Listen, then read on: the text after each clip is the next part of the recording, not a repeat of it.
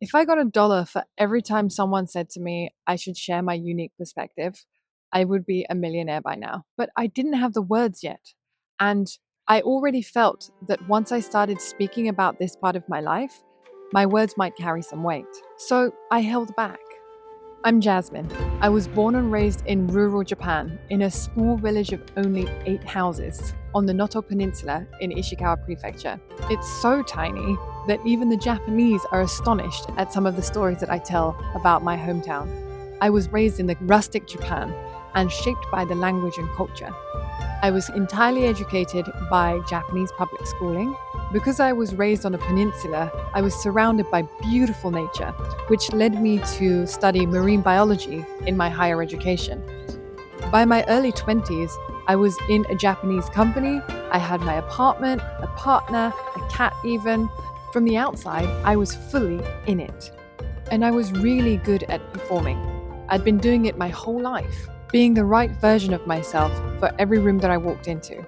I seemed British enough for my parents, Japanese enough for school and the company, easy enough for everybody. When I first started sharing online, my mission was to share about sustainability, the ocean, and tell you about how wonderful this blue planet is. That was the thing I wanted to build around. But then when I shared about my upbringing in Japan, it spread like wildfire. It touched on what it felt like to grow up between two cultures, to look one way and feel another. Honestly, the response was nothing like I could have expected. 7 million views within the first few months of it being public. No one could have prepared me for that. Here's what people didn't see though. By the time that video had gone public, I had packed up my entire life before any of that had happened. I had quit my stable job, left my apartment, and packed everything into my car to hit the road. I was already in motion, and then right in the middle of that departure, the spotlight lands on the part of me that I'm least equipped to talk about. Both happening at the same time. Massive momentum carrying me to put my life in the public eye. And the people pleaser in me, the performer, she said, "Don't get this wrong." It ended up making me go quiet. The stuff I did share online at that time was light, easy, and carefree. But the reality was quite the opposite. I was practicing solitude for the first time. I was in therapy weekly. I was navigating some extremely difficult emotions without having the labels to accurately name them. I was sitting with parts of myself that I had been avoiding for years. These were some of the hardest years of my life, and nobody saw that. The thing was, though, I had this unshakable faith in this thing called go-en, this Japanese idea that the right connections and moments arrive just at the right time. Because I had had a solid plan my whole life, and yet it had ended up in me being subpar happiness, I decided that my new plan was to have no plan.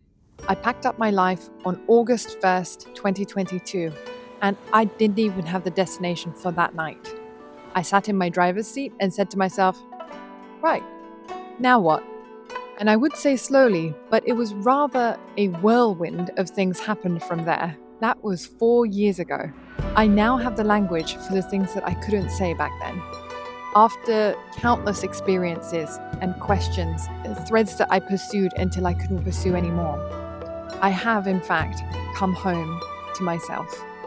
Today, I curate experiences of self-return so that I can help others do the same.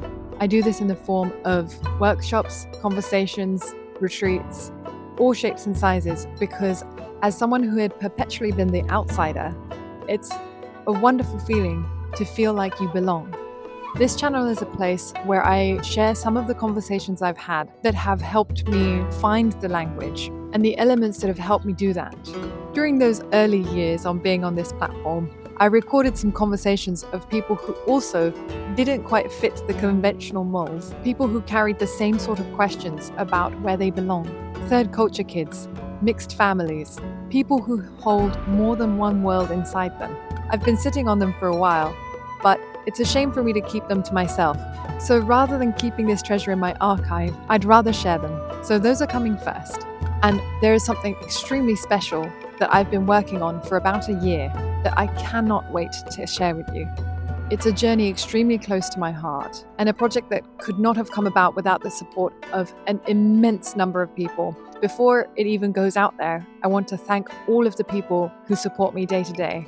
Your support does not go unnoticed, and every single bit counts. If any of this resonates with you, this is a place to be. And I can't wait to connect with you. So be active in the comments. Tell me how you feel, what you gain from each video. I look at every comment and I want to curate this space to serve you truly. Even if you've not felt like you belong anywhere else, this is me saying to you, you are welcome here.